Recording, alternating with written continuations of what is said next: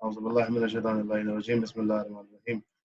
Rabbi इश्रह ली सदरी व यस्सिर ली अमरी वाहलुल उक़दतम मिन लिसानी यफ़क़हू क़ौली। शुरू अल्लाह के नाम से। अच्छा जनाब, अभी तो हमने जो माशाल्लाह से आप लोगों ने जो अपने होमवर्क दिए उनका थोड़ा सा एक छोटा सा ओवरव्यू ले लेते हैं कि माशाल्लाह फर्स्ट ईयर वाले ज़्यादा स्ट्रॉन्ग हुए हैं होमवर्क देने में, इंटर वाले थोड़े से सुस्त हैं। मसला ये होता है कि सीनियर थोड़े सुस्त हो जाते हैं बेचारे फजूल में, वो समझते हैं कि हमें आ गया है बहुत कुछ।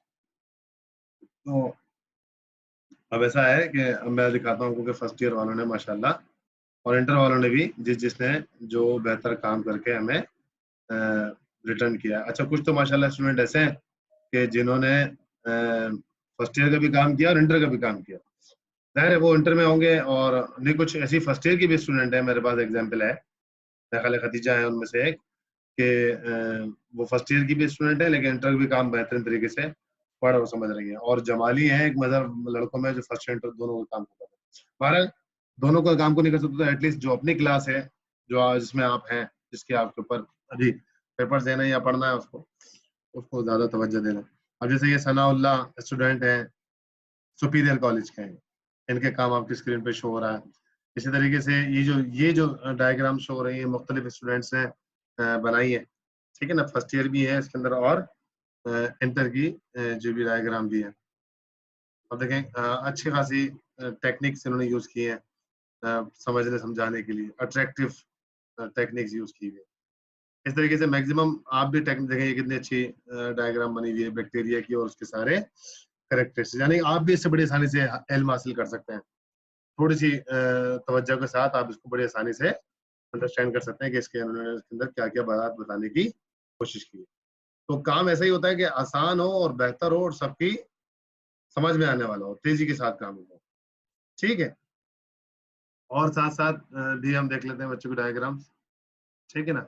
ये प्लांट हार्मोन्स पे काम किया है जनाब, डिफरेंट बच्ची ने, क्योंकि मैंने गर्ल्स की जो बॉयज में शेयर कर रखी है, ये भी देखें काम कितना अच्छा हार्मोन्स के हवाले से किया हुआ है, ठीक है ना। पता लग रहा है कि कौन सा हार्मोन प्लांट के किस पोर्शन में कब काम करता है और क्या काम करता है, यानी कितने वाजे पिक्चर्स और डायग्राम्स हैं जिससे हम जो है बातों को इजीली अंडरस्टैंड कर सक रहे हैं। ये डायग्राम बैक्टीरिया की आ गई, डिस्क्रिप्शन आ गई बैक्टीरिया की, ठीक है। देखें कितनी वाजे डायग्राम बैक्टीरिया की बनी हुई, ये सनाउल्लाह स्टूडेंट ने बनाई, ठीक।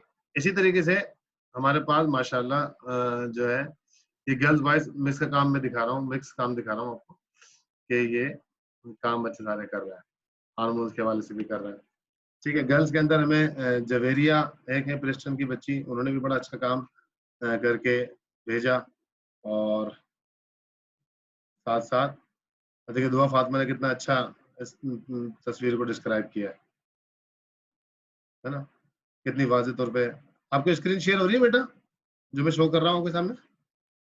Yes sir. ठीक है ना। अब देखिए ये कितनी वाज़ेह और कितनी जबरदस्त पिक्चर बनाई है।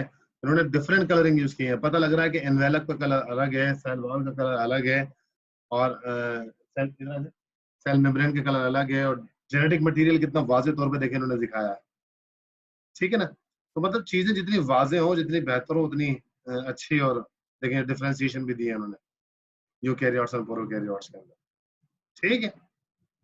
अच्छा और आगे चलते हैं हम। ये भी काम जो है साइटोकाइनिन, जिबरेलिन्स और हार्मोन्स पे किया है। ये काम मेरे ख्याल से गौतम का है, ठीक है ना, क्योंकि कलेक्टिवली शेयर हुआ हुआ है सारा काम फिलहाल, ठीक है। ये काम महाराज लड़के ने किया है फर्स्ट ईयर का। उन्होंने देखा कितनी अच्छी डायग्राम बैक्टीरिया की वाजे और वेल इलस्ट्रेटेड डायग्राम इन्होंने बनाई है।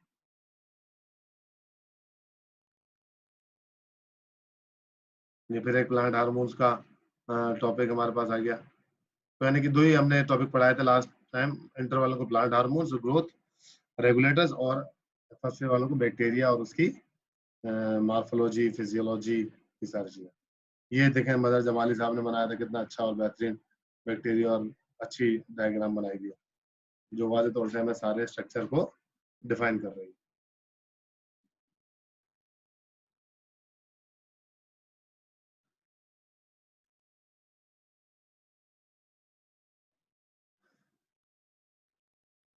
मैं एक्चुअली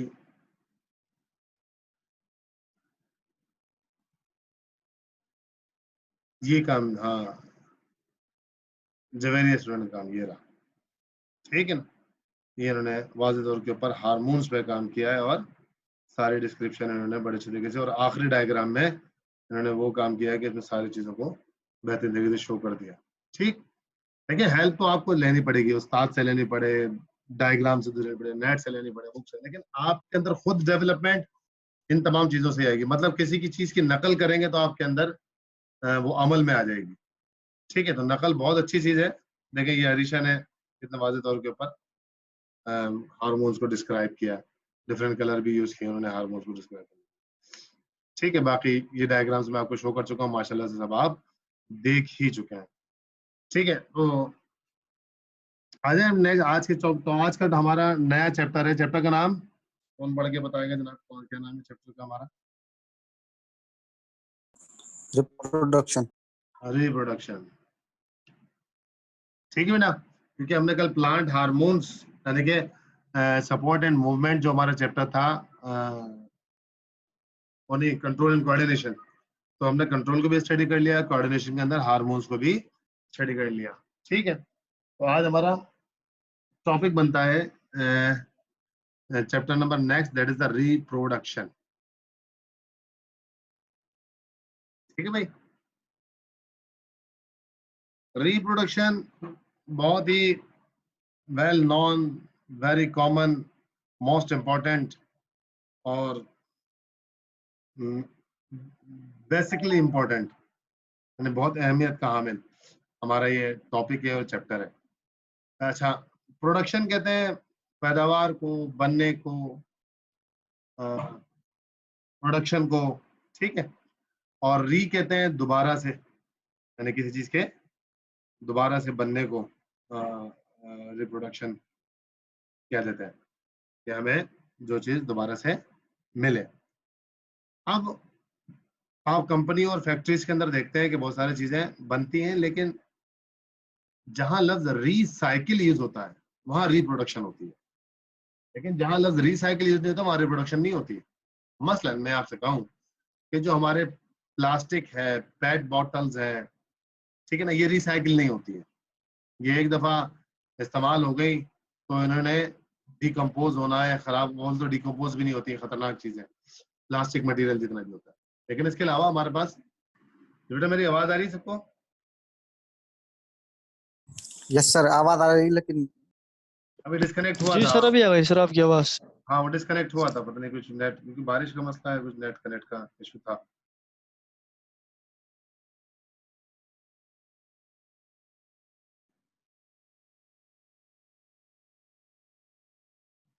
अच्छा,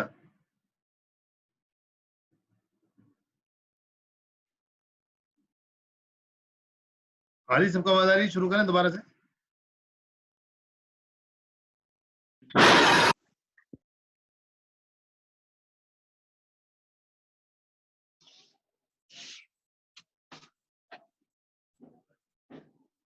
अच्छा, तो हम बेटा क्या स्टडी कर रहे थे इस वक्त, के हम रिप्रोडक्शन चैप्टर को हम स्टार्ट कर रहे हैं। ठीक है ना, रिप्रोडक्शन के लिए हम स्टडी कर रहे हैं कि हम बात कर रहे थे कि दोबारा से पैदा होना, तो रिसाइकिल और रिप्रोडक्शन पे गुफ्तगू कर रहे थे। याद रखें, जहाँ रिसाइकिल होती है वहां रिप्रोडक्शन होती है।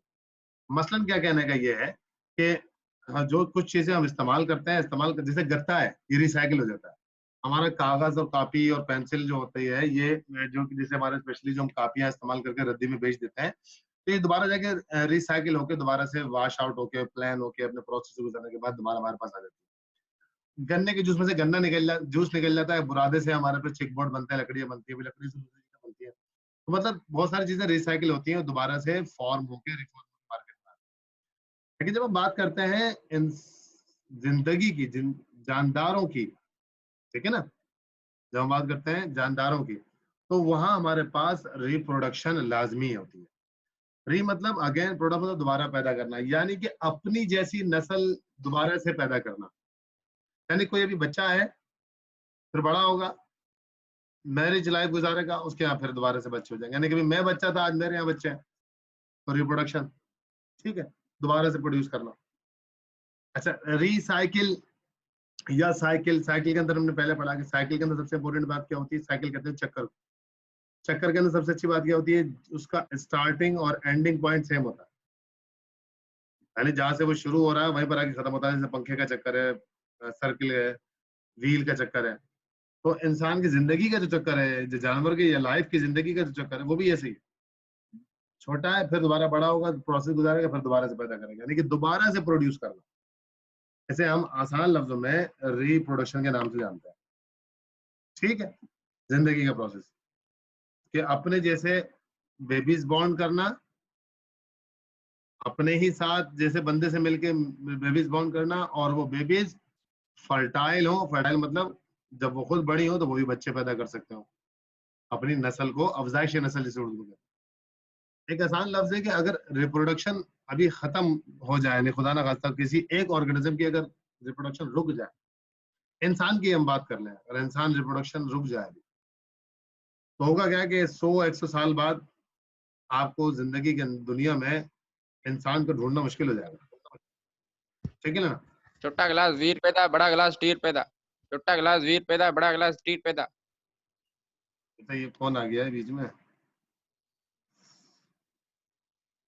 अच्छा, तो हम क्या बात कह रहे हैं कि जनाब, अगर इंसान सारी जिंदगी की लाइफ मतलब अगर रिप्रोडक्शन छोड़ दे तो 100-150 साल, 100 साल बाद, 110 साल, 120 साल बाद जमीन पर इंसान नजर आना मुश्किल हो जाए। इस तरह कोई पौधा छोड़ दे, अगर रिप्रोडक्शन खत्म कर दे तो वो पौधे की नस्ल खत्म हो जाएगी। और रिप्रोडक्शन से होता क्या है कि नस्ल बरकरार रहती है, रहती दुनिया तक, आइंदा जिंदगी तक क्या नस्ल बरकरार रहती है। और इसी वजह से तमाम जानदार अपनी जिंदगियां बरकरार रखते हैं। रिप्रोडक्शन की जो सिंपल मैं आपको कॉन्सेप्ट दे रहा हूँ, सारी बातें यही है जो इसके अंदर इसमें लिखी हुई भी है।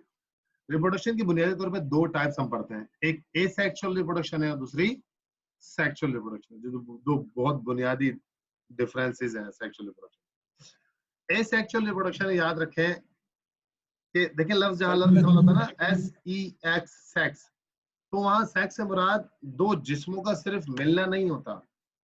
वहां सेक्स से मुराद ये है कि जो जेनेटिकल मटेरियल है जो कि हेट्रोजीनस है, मेल का अलग है और फीमेल का अलग है, चाहे वो किसी पौधे में हो, किसी जानवर में हो, किसी इंसान में हो, किसी हशरातुल अर्ज कीड़े मकोड़े में हो, उसका जब तक जेनेटिकल मटेरियल आपस में फ्यूज्ड नहीं होगा और जायगोट नहीं बनेगा, जिसको कुरान पाक की सबसे अंडे या गरम अंडे। पहली सूरत जो है कुरान पाक की, वो जो है हमारे पास पहली सूरत जो कुरान पाक की, एक मिनट बेटा रुकिए जरा।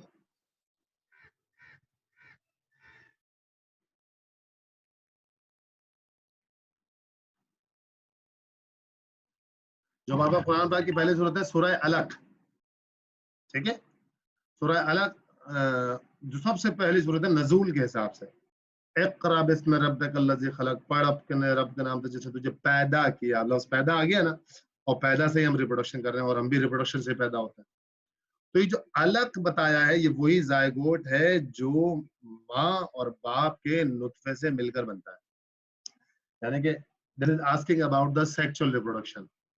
और सेक्सुअल रिप्रोडक्शन के अंदर मदर और फादर, यानी कि किसी एक ऑर्गेनिज्म को प्रोड्यूस करने के अंदर, रिप्रोड्यूस करने के अंदर मदर और फादर दोनों का कंट्रीब्यूशन होता है। और जो मदर और फादर दोनों कंट्रीब्यूट करके अपना ओवा एंड स्पर्म जो हम कहते हैं, वो बुनियादी तौर के ऊपर जब जाके मिक्स होता है तो वो पहला जायगोट सेल बनता है। ठीक है, उसे कुरान के अंदर सूरह अलक, नाम ही अलग, और पहली सूरत यही है, इक़रा बिस्मि रब्बिकल्लज़ी खलक़, पढ़ अपने रब के नाम से जिसने तुझे पैदा किया।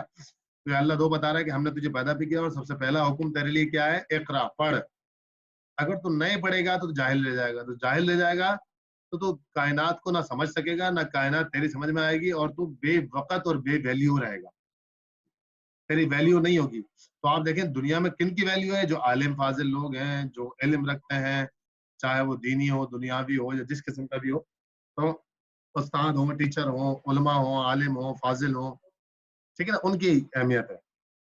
हुनरमंद हो, ठीक है, उनकी, क्योंकि हुनरमंद भी इल्म रखता है, जरूरी नहीं कि PhD कर रखी हो उन्होंने, या डॉक्टरेट पढ़ रखा हो, या मास्टर जी एम फिल किया हो। तो हम बात कर रहे हैं रिप्रोडक्शन पे। तो दो रिप्रोडक्शन है, सेक्सुअल रिप्रोडक्शन और एसेक्सुअल। तो सेक्सुअल रिप्रोडक्शन की बात तो मैंने आपको कुरान के अंदर पहले लफ्ज में बता दी कि अलग अलग वो नुत्फा है जो जायगोट है, और जो वो जायगोट है जो मेल और फीमेल दोनों से मिलकर बनता है। ठीक हो गई बात? यानी इसमें दो पेरेंट्स का होना इंतहा से ज्यादा लाजिम है, और दोनों पेरेंट्स का 50-50% कंट्रीब्यूशन है। इसके ऊपर हम इंटरेस्टिंग गुफ्तगू आगे करते रहेंगे, और आपको वाज़ेह तौर पर कुरान से भी और मेडिकल साइंसेज जो आपकी है इससे बायोलॉजी पढ़ाएंगे, रिप्रोडक्शन भी पढ़ाएंगे। दूसरी चीज है एसेक्सुअल रिप्रोडक्शन। ये लिखा हुआ ये जो एसेक्सुअल रिप्रोडक्शन है, सिंपली इसके अंदर सबसे बड़ी इंपॉर्टेंट बात है, रिक्वायर्स अ सिंगल पेरेंट। ये लिखा हुआ सिंगल पेरेंट, यानी कि यहाँ दो पेरेंट्स की हरगिज जरूरत नहीं है बच्चा पैदा करने के लिए, या आपने जैसी एक और कॉपी बनाने के लिए। जिस जगह जो हमारे यहाँ जो बच्चा आता है वो हमारी कॉपी होता है, बिल्कुल एग्जैक्टली हमारी कॉपी होता है, वही हाथ आंख नाक पाँव। खुदा ना खास्ता अगर किसी और चीज का बच्चा पैदा हो जाए इंसान के यहाँ, तो वो बहुत बड़ा हुल्लड़ मच जाता है। ठीक है ना, डिफेक्टेड भी हो जाए तो बड़ा मसला हो जाता है, दूसरी स्पीशीज तो छोड़ा है। तो स्पीशीज के यहाँ उन्हीं जैसा बच्चा होता है, क्योंकि जीन भी उन्हीं की मिली हुई होती है। तो जीन उन्हीं की होती है तो बेबी भी उन्हीं का होता है। ठीक है जनाब। अब ये कहना है कि एसेक्सुअल रिप्रोडक्शन में दूसरे पेरेंट की जरूरत नहीं है। बहुत आसान एग्जांपल्स मैं आपको दे दूं। आपने गुलाब का पौधा है, उसके अंदर से आपने कुछ ब्रांचेस और शाखें काटी, आपने जो है ब्रांचेस और शाखें काटी आपने, और आपने वो ब्रांचेस कहाँ लगा दी? जमीन में लगा दी। थोड़े अर्से बाद उनमें से नए पत्ते निकल आना शुरू हो गए, नए खोपले फूटना शुरू हो गई। ठीक है,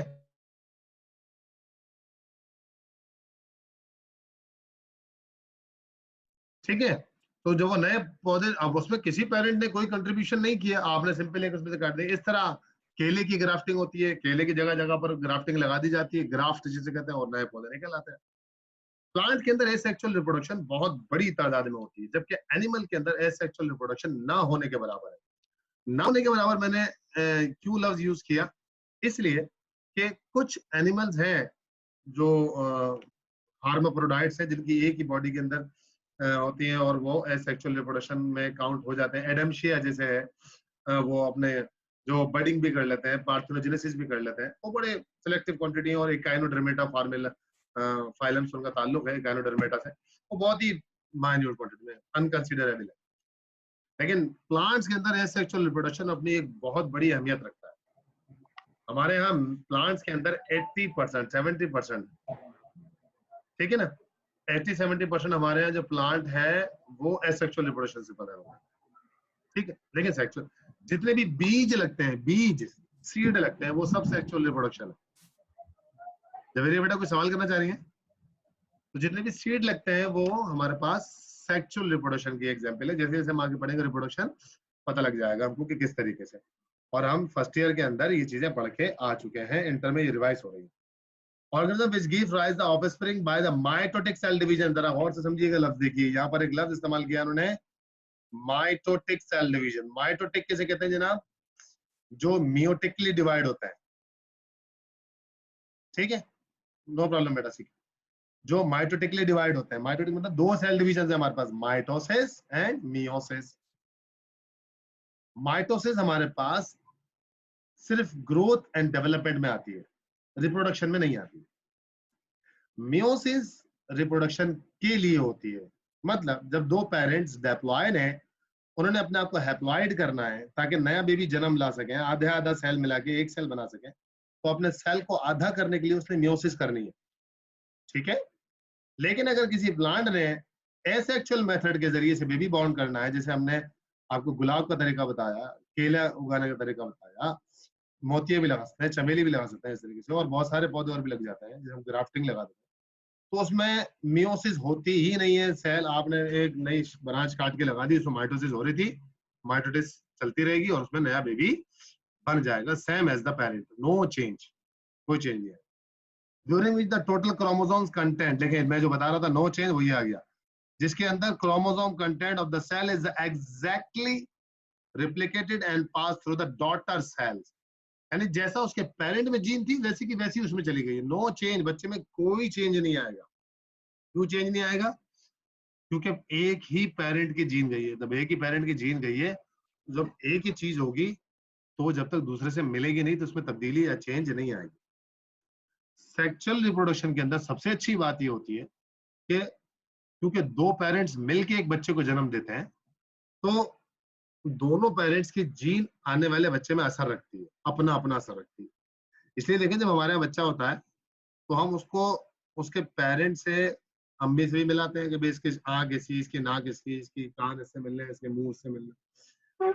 अच्छा, इसके सोने का स्टाइल बाबा जैसा है, इसकी जो है वो बाल इसके जो है वो अपने चाचू जैसे हैं, चाचू से भी मिला देते हैं हम, ताया से भी बच्चों को मिला देते हैं, खाला से भी बच्चों को मिला देते हैं। हालांकि रिप्रोडक्शन के अंदर खाला और चाचा का तो कोई कंट्रीब्यूशन ही नहीं, माँ बाप का कंट्रीब्यूशन था। तो फिर वो चीजें कहाँ से आती हैं? तो ये भी चीजें हमारे सारी रिप्रोडक्शन के अंदर आगे में समझ में आएगी जब हम चैप्टर नंबर 7 पढ़ेंगे ना, सेल साइकिल, किस तरीके से खानदान के असरात एक बच्चे में आते हैं, ना कि सिर्फ माँ बाप के। ठीक है जनाब, तो ये सारी इंटरेस्टिंग स्टडीज भी हम थोड़ी थोड़ी आगे जाके पढ़ेंगे। तो एसेक्सुअल रिप्रोडक्शन में ऐसा कुछ भी नहीं होता। क्यों? क्योंकि जीन ही एक पेरेंट की थी। लेकिन सेक्सुअल रिप्रोडक्शन में ऐसा होता है। तो सेक्सुअल रिप्रोडक्शन का असल मकसद है ही वेरिएशंस। वेरिएशन मतलब आने वाली नस्ल के अंदर तब्दीलियां लेके आना, आने वाली नस्ल के अंदर वेरिएशंस लेके आना। ठीक है ना, सेक्सुअल रिप्रोडक्शन का मकसद। जबकि एसेक्सुअल का मसला मकसद सिर्फ और सिर्फ प्रोडक्शन है, तादाद को बढ़ाना। वेरिएशन का उससे कोई ताल्लुक नहीं है। तो सेक्सुअल रिप्रोडक्शन होती है इसलिए कि वेरिएशन है। और इंसानों के यहाँ बच्चे डिफरेंट क्यों होते हैं, अपने पेरेंट्स से वेरी क्यों करते हैं? वो 30-40% माँ जैसे होते हैं, 30% अपने बाप जैसे होते हैं, बाकी 40% बिल्कुल नए कैरेक्टर उनके अंदर होते हैं जो उससे पहले नहीं होते खानदान के अंदर। तो ये सब चीजें सेक्सुअल रिप्रोडक्शन की मरून मिन्नत है और वेरिएशन इसके अंदर आती है।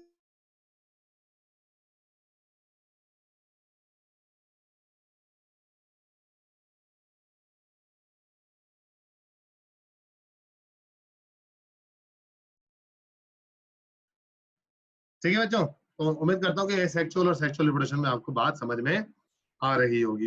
इनके फर्दर डिविजन्स क्या है, मेथड क्या है, वो हम बिल्कुल लेटर में स्टडी करते रहेंगे। माशाल्लाह से हमारा चौथा चैप्टर बॉटनी के अंदर रिप्रोडक्शन के हवाले से शुरू हो गया। देखिए एसेक्सुअल मेथड की कुछ आज आपको एग्जांपल भी दी। मेथड एसेक्सुअल रिप्रोडक्शन और द फिजन। फिजन मतलब जैसे हमने बैक्टीरिया के अंदर स्टडी किया है कि बाइनरी फिजन, एक बैक्टीरिया दो हिस्सों में डिवाइड होता है। ठीक है, बाइनरी मतलब दो, फिजन मतलब टूट जाना, ब्रेक डाउन हो जाना। जब वो मैच्योर हो जाता है, बड़ा हो जाता है, यूनिसेलुलर की बात कर रहे हैं, तो वो 1 से 2 में डिवाइड हो जाता है, 2 बन गया। ठीक है, तो रिप्रोडक्शन का मतलब क्या होता है? क्वांटिटी ऑफ नंबर बढ़ाना। ठीक है, तो 2 बन गए। इस तरह स्पोरुलेशन, स्पोर फॉर्मेशन यानी कि स्पोर्स बनाना। ठीक है, ये भी एक एसेक्सुअल मेथड है कि एक प्लांट है वो सिर्फ स्पोर्स बनाता है, अकेला स्पोर बनाता है, और स्पोर वो शेड कर देता है, और वो स्पोर्स जाके जो है वो जर्मिनेट हो जाते हैं। ठीक है, स्पोर्स जाके क्या होते हैं, वो जर्मिनेट हो जाते हैं, किसी और पेरेंट से नहीं मिलते हैं। ये भी एक स्पोरेशन का प्रोसेस है। ठीक है, आगे पढ़ेंगे। बडिंग, बडिंग कहते हैं a new out growth from the parent, यानी कि पेरेंट बॉडी के अंदर से एक नई आउट ग्रोथ निकलना, एक नई ब्रांच निकलना। और वो ब्रांच शुरू में तो अपने पेरेंट से न्यूट्रिशन लेती है, लेकिन बाद में अपने पेरेंट से सेपरेट हो जाती है और खुद से इंडिपेंडेंट होकर अपनी रूट्स वूट्स बनाती है, और वो खुद से जो है वो डिपेंडेंट हो जाती है अपने ऊपर, पेरेंट्स से इंडिपेंडेंट हो जाती है। ठीक है, तो बात हमें वाज़ेह तौर पर अंडरस्टैंड हुई कि बडिंग शुरू में यानी कि इसमें कोई दो पेरेंट्स का आपस में मेलाप नहीं है। देखिए बहुत इंपॉर्टेंट, वेजिटेटिव प्रोपोगेशन, ये इंतहाई इंपॉर्टेंट वर्ड है, थोड़ा गौर कीजिएगा। वेजिटेटिव लफ्ज निकला है वेजिटेबल से, और इसी वेजिटेबल इसी वेजिटेटिव से निकला। प्लांट में दो पार्ट्स हैं, root, shoot, stem, branches, leaves, इन सबको दो हिस्सों में डिवाइड किया जा सकता है, एक सेक्सुअल पार्ट और एक वेजिटेटिव पार्ट। ठीक है, जो वेजिटेटिव पार्ट है, जैसे सेक्सुअल पार्ट है, वो सेक्सुअल पार्ट हमारे पास कौन सा है? फ्लावर है, सिर्फ और सिर्फ फ्लावर है। क्योंकि फ्लावर में उसका मेल पार्ट स्टेमेन और फीमेल पार्ट कार्पल पाया जाता है, और उसी के अंदर उसके सेक्सुअल रिप्रोडक्शन के पार्ट और सेक्सुअल रिप्रोडक्शन के सेल बनते हैं। तो फ्लावर को छोड़कर पूरा प्लांट जो है वो वेजिटेटिव है, यानी कि stem, root, stem, branches, leaves. ठीक है ना, इटसेल्फ इज अ फ्लावर के भी जो मेल और फीमेल पार्ट है उनको छोड़ के फ्लावर भी एसेक्सुअल है। तो अगर हम जैसे कि आलू है, उसका फ्लावर से कोई ताल्लुक नहीं है, गोभी है, बंद गोभी है, तो फ्लावर से कोई ताल्लुक नहीं है। गन्ना पौधे का स्टेम है, उसका फ्लावर से कोई ताल्लुक नहीं है। पालक का पत्ता, हरा धनिया का पत्ता, पुदीने का पत्ता, ठीक है ना, ये सब के सब पत्ते हैं, इनका फ्लावर से कोई ताल्लुक नहीं है, ठीक है। तो these are all the vegetative part, यानी कि जो वेजिटेटिवली अच्छा ग्रो कराए जाते हैं, या वेजिटेटिव पार्ट, यानी कि जिनका रिप्रोडक्शन से कोई ताल्लुक नहीं होता, सेक्सुअल रिप्रोडक्शन से, याद रखिए, सेक्सुअल एसेक्सुअल रिप्रोडक्शन से होता है, रिप्रोडक्शन से नहीं होता। तो ये जितने भी पार्ट हैं इनको हम वेजिटेटिव पार्ट कहते हैं, और इनसे आने वाली सब्जियां हमारे पास वेजिटेबल कहलाती हैं। जैसे आलू अंडरग्राउंड स्टेम है, प्याज अंडरग्राउंड स्टेम है, शुगर कैन आपका स्टेम है, बहुत सारे आप पत्ते खाते हैं, पालक के, कोरिएंडर के, हरा धनिया, साबुत धनिया, पुदीना, मिर्च, ये सब आपके पास जो होगा वो ये सब के सब क्या है आपके पास, जो है ये सब वेजिटेटिव पार्ट है। तो जो वेजिटेटिव पार्ट होते हैं उनसे उनको वेजिटेटिव, उन्हीं से जो पौधा उगाया जाता है वेजिटेटिव प्रोपोगेशन। यानी आप अभी आपने गुलाब की हमने एग्जांपल दी थी ना, आपको ब्रांचेस काट के जगह जगह लगाते, तो आपने स्टेम काटा, स्टेम वेजिटेटिव पार्ट है, ठीक है। ये सारी चीजें हो गई। इस तरह पत्तों से भी आप कैलस कल्चर के जरिए आर्टिफिशियल ग्रोथ करा सकते हैं पेट्री डिशेस के अंदर, लैब के अंदर, ठीक है। लेकिन अगर आपने उसका स्पर्म या ओवा ले लिया तो फिर वो सेक्सुअल रिप्रोडक्शन चला जाएगा, फिर वो एसेक्सुअल नहीं कॉल होगा। आगे जनाब, आर्टिफिशियल प्रोपोगेशन। आर्टिफिशियल से मुराद क्या है जनाब, कि अगर इंसान इन्वॉल्व हो जाए उस काम को कराने में, जैसे कि हम बात कर रहे हैं कि गुलाब के आपने ग्राफ्टिंग काट के लगाई तो खुद तो नहीं गिर गई थी ना, वो इंसान ने लगाई थी, इंसान ने ग्राफ्टिंग के उसके ग्राफ्ट काटी थी, कलमे काटी थी, और कलमे जगह जगह लगाए। तो अगर इंसान इन्वॉल्व हो जाएगा तो उसे आर्टिफिशियल कहते हैं, उसे नेचुरल नहीं कहते। लेकिन अगर ये काम नेचुरल होगा एसेक्सुअली, लेकिन नेचुरली होगा। जैसे कि कुछ पौधों की ब्रांचेस जमीन के अंदर दब जाती है, जब वो दब जाती है तो खुद से रूट निकाल लेती है, इसको लेयरिंग भी कहते हैं। एक मिट्टी की लेयर में वो ब्रांचेस दब जाती है और उनके अंदर रूट निकलना शुरू हो जाती है। पार्थिनोजेनेसिस देखें, ये बड़ी इंटरेस्टिंग टर्म है, पार्थिनोजेनेसिस एंड एपोमिक्सिस। ये बड़ी थोड़ी सी कंफ्यूज कर देती है, ये समझते हैं लोग कि ये ना ये सेक्सुअल है, लेकिन ये है एसेक्सुअल। यानी कि आज हम किसके मेथड को स्टडी कर रहे हैं, कि एसेक्सुअल, इसको मजीद भी स्टडी करेंगे आगे एसेक्सुअल को। पार्थिनोजेनेसिस और एपोमिक्सिस, ये बड़ी इंटरेस्टिंग टर्म है, ये दोनों एसेक्सुअल मेथड्स हैं। पार्थिनोजेनेसिस भी हमारे पास कमोपेश ऐसे ही होता है कि जैसे हम पुराने प्लांट्स के टिश्यूज ले लेते हैं, टिश्यू कल्चरिंग से थोड़ा बहुत लिंक करता हुआ है ये, और उसको हम आर्टिफिशियली लैब के अंदर ग्रो कराते हैं, या जर्मिनेशन जो है वो स्टेम या पत्ते से जमीन में गिर के ऑटोमेटिकली होने लग जाती है। पार्थिनोजेनेसिस यानी कि कोई बॉडी का पार्ट टूट के गिर जाए जमीन के ऊपर पौधे का, और वो क्योंकि अपने अंदर सारे माइटोटिकली सेल लगता है तो वो अपनी प्रोपोगेशन शुरू कर देता है। एपोमिक्सिस एक बड़ी हैरत अंगेज टर्म है। एपोमिक्सिस कहते हैं कि जैसे मैंने भी आपको शुरू में बताया कि सीड जितने भी होते हैं वो सेक्सुअल मेथड से होते हैं, लेकिन एपोमिक्सिस एक ऐसी इंटरेस्टिंग टर्म है कि एपोमिक्सिस मतलब सीड बनता है लेकिन फर्टिलाइजेशन नहीं होती, सेक्सुअल रिप्रोडक्शन नहीं होती। बड़ी हैरत अंगेज बात है कि सीड बने और फर्टिलाइजेशन भी ना हो, यानी कि मेल और फीमेल आपस में ना मिले। तो होता क्या है कि जो फ्लावर की ओवरी होती है उसके अंदर जो बहुत सारे डेप्लॉयड सेल्स होते हैं, उसमें से कोई भी एक सेल अपने आप को रिप्रेजेंट एज ए सीड करता है, क्योंकि सीड डेप्लॉयड होता है, ठीक है ना, सीड डेप्लॉयड होता है। इसका मतलब है कि इनके अंदर मियोसिस होती ही नहीं है, माइटोसिस चलती रहती है, हर सेल डेप्लॉयड होता है, कोई भी एक सेल अपने आप को ओवरी के अंदर रिप्रेजेंट करता है कि आई एम द सीड, उसके बाद उसकी जीन मौजूद होती है। तो वो एपोमिक्स, यानी कि उसमें कोई फर्टिलाइजेशन नहीं होती, कोई इसके अंदर पॉलन ट्यूब नहीं बनती, कोई इसके अंदर मेल और फीमेल ओवा एंड स्पर्म आपस में फ्यूज नहीं होते, सिंगल या डबल फर्टिलाइजेशन नहीं होती, लेकिन सीड बनता है। ये भी एक बड़ी हैरत अंगेज टर्मिनोलॉजी है एसेक्सुअल रिप्रोडक्शन के हवाले से। जबकि सेक्सुअल रिप्रोडक्शन क्या कह रहा है, अगर sexual reproduction usually involve the two parents, दो पेरेंट्स मिलते हैं, फर्टिलाइजेशन, फर्टिलाइज्ड एग, वही अलग की जो मैंने बात करी सूरह अलग के अंदर, कि वो जायगोट बनता है, एक एग होता है जो कि फर्टिलाइज्ड होता है। एग फीमेल के पास है, मेल के पास से स्पर्म आता है, एग के पास भी हाफ क्रोमोसोम नंबर होते हैं, स्पर्म के पास भी हाफ क्रोमोसोम नंबर होते हैं, और वो दोनों जब आधे आधे मिलते हैं तो वो एक बन जाते हैं। जब वो एक बन जाते हैं, जैसे इंसान की एग्जांपल करें तो इंसान के पास 46 क्रोमोसोम्स होते हैं। 23 मदर डोनेट करती है, 23 ही फादर डोनेट करता है। मदर का भी कंट्रीब्यूशन इक्वल है, फादर का भी कंट्रीब्यूशन इक्वल है। जहां देखिए एक बात हमें वाज़ेह तौर पर पता लगती है कि औरत का रुतबा मर्द से कम नहीं है, मर्द का रुतबा औरत से कम नहीं है। अल्लाह ने दोनों को इज्जत और मुकाम और शरफ और अव्वलियत बख्शी है। हाँ, मर्द को हेड बनाया है, मर्द को हाकिम बनाया है, सिर्फ इसलिए बनाया है कि मर्द के जिस्म के अंदर ताकत और बर्दाश्त और मेहनत मजदूरी की जो कंडीशन होती है मुशक्कत वाली, वो मर्द के पास ज्यादा होती है, औरत के पास थोड़ी सी कम होती है। हाकिम बनाने का मकसद ये नहीं है कि वो औरत पे ज़दोकोब करे, हाकिम खादिम होता है, यानी कि घर का जो बाप है, जो वालिद है, उसने घर वालों की तमाम तर जरूरियातें पूरी करनी है, जिस तरह एक हुकूमत अपनी गवर्नमेंट अपने रियाया की पूरी करती है, इस तरह रियाया ने उसको रिप्लाई करना है उसी पॉजिटिव में। तो दोनों एक दूसरे के लिए लाजिम मलजूम है। हाकिम का मतलब जाबर करने वाला नहीं, बल्कि खिदमत करने वाला होता है। इस तरह रियाया भी अपने हाकिम की बहुत इज्जत और एहतराम करती है। तो दोनों तरफ का रिश्ता है, ठीक है ना।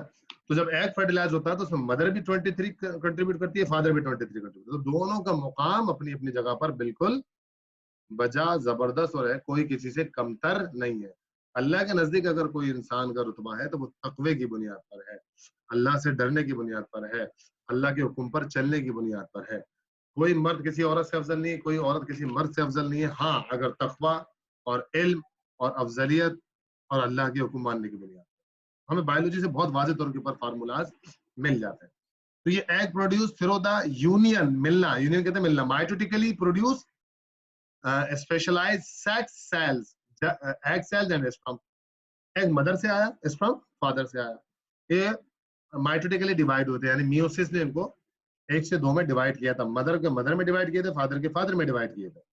अब वो कब किए थे, कैसे किए थे, क्यों किए थे, हमारा ये चैप्टर आएगा, चैप्टर नंबर 7, सेल साइकिल। अभी तो बात सिर्फ यह समझ लें कि एसेक्सुअल सेक्सुअल मेथड में मदर और फादर दोनों के सेल्स आपस में मिलेंगे और इक्वली 50-50% कंट्रीब्यूशन करेंगे। और उसी के अंदर एक इस क्रोमोसोम ऐसा भी होगा मदर से आने वाला और एक फादर से आने वाला, जो बच्चे की जेनेटिक्स को सेट करेगा, जेंडर को, कि बच्चा मेल होगा या बच्चा फीमेल होगा। और बच्चे का मेल और फीमेल होना फादर पे डिपेंड करता है, मदर के ऊपर हरगिज भी डिपेंड नहीं करता। यानी बच्चा अगर मेल हो रहा है तो भी फादर की वजह से, बच्चा अगर फीमेल हो रहा है तो भी फादर की वजह से। मदर का बच्चे के मेल और फीमेल होने में कोई भी कंट्रीब्यूशन नहीं होता, क्योंकि वो सिर्फ एक्स क्रोमोसोम ही डोनेट कर सकती है जो उसके पास है। अगर फादर ने भी एक्स डोनेट किया है तो बच्चा एक्स एक्स मिलके फीमेल हो जाएगा, लेकिन अगर फादर ने वाई डोनेट किया है तो बच्चा मेल हो जाएगा। तो बच्चे का मेल और फीमेल होना फादर पे डिपेंड करता है, मदर पे डिपेंड नहीं करता। जिसे हमें हदीस मिलती है कि औलाद मर्द के नसीब से होती है, तो वो यहाँ पर आके मेडिकल साइंस वाज़ेह तौर पे बता देती है, क्योंकि बच्चा मेल हो या फीमेल वो मर्द पे डिपेंड करता है, औरत पे हरगिज पे डिपेंड नहीं करता। ठीक है ना जनाब। तो ये बातें हमारी कुछ बुनियादी तौर के ऊपर एसेक्सुअल और सेक्सुअल रिप्रोडक्शन के साथ चल रही है। मियोसिस और reproduce the division of the, ये आ गया gametogenesis and spermatogenesis, haploid cells, ठीक है ना। मेल जब अपना स्पर्म बनाता है तो स्पर्मेटोजेनेसिस कहलाता है। फीमेल जब अपना एग बनाती है, ओवा, तो oogenesis कहलाता है, ठीक है ना। oogenesis मतलब the process through which the ओवा इज प्रोड्यूस, ठीक है। और स्पर्मेटोजेनेसिस मतलब एक प्रोसेस जिसके जरिए से मेल का सेक्स सेल्स बनता है, ठीक हो गई बात। तो it is not only the maintain the chromosome number, यानी क्या कह रहा है, it is not only the maintain the chromosome number species but also produce the genetic variation. Meiosis cell division से दो इंपॉर्टेंट काम होते हैं कि आने वाली नस्ल के अंदर क्रोमोसोम नंबर सेम रहते हैं, चेंज नहीं आते। 46 मदर फादर में थे तो 46 बच्चे में। इसी तरीके से वेरिएशन, तब्दीलियां लाना, जो हम शुरू में डिस्कस कर चुके हैं। अब हम आगे जाके इसको बढ़ाएंगे क्योंकि हमारा यहाँ पर टाइम आपके पास लेस देन 1 मिनट रह गया। तो हमने सिर्फ क्या अंडरस्टैंड किया है, what is the definition of reproduction, two type of the reproduction, asexual and sexual. Asexual के डिफरेंट मेथड्स, और सेक्सुअल के इंट्रोडक्शन के सेक्सुअल रिप्रोडक्शन कहते हैं किसको है, और differentiation between the asexual and sexual reproduction. अभी तक हमने आज 30 मिनट्स के अंदर, आधा घंटे के अंदर ये चीज डिस्कस करी। तो आपका सिंपल काम क्या बनता है कि what is the reproduction and what is the two type of the reproduction, asexual and sexual, what is the difference between the asexual and sexual reproduction. ठीक है बेटा, ये चीज मैं आपको इंशाल्लाह नेट पे अपलोड कर दूंगा।